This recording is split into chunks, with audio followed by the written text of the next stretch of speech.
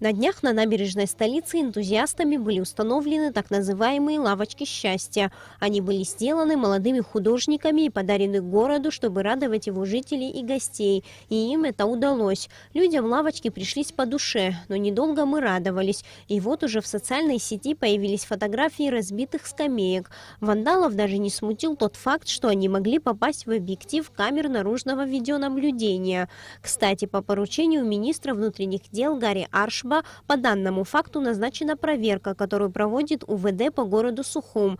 Конечно, этот факт возмутительный, но, к сожалению, он не единичный. В утреннее время в парках и на улицах мы часто натыкаемся на пакеты с мусором, разбросанные пустые банки из-под напитков и шелуху от семечек возле лавок, окурки.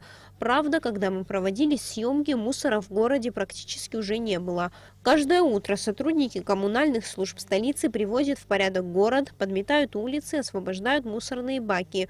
Сломанные лавочки, выброшенные через бордюры на берег моря бутылки – картина не из приятных. Этого не будет, когда к нам придет осознание того, что любовь к своему городу проявляется иногда и в том, чтобы не оставлять за собой мусора. Тем не менее, есть люди, которые по-настоящему болеют за свой город, ухаживают за ним и не только по долгу службы. Заметно становится чище, и все, я думаю, что люди тоже уже прибегают к тому, что аккуратно себя вести, не сорить лишний раз, вот.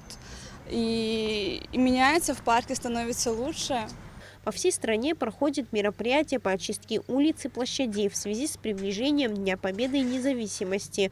Покрасочные работы были проведены в парках и на набережной столицы. Местами проложена брусчатка, приведен в порядок морской порт, кафе «Брехаловка». Совсем скоро заработают знаменитые городские часы. Гости нашего Сухума отмечают, что в столице стало намного красивее и уютнее. Мы очень любим Сухум, мы приезжаем сюда часто. 2-3 раза в год иногда даже получается, что приезжаем и зимой, и весной. Но летом, конечно, бесподобно, и мы видим изменения в лучшую сторону. Насколько город с каждым нашим приездом, насколько город хорошеет. Очень нравится, вожу своих друзей. Вот мои друзья, вожу их постоянно сюда. Всем нравится, все едут с удовольствием. И чисто, и по улицам ходили, везде убирают, нам все нравится. Наведение чистоты и порядка в нашем городе – это каждодневная упорная работа коммунальных служб.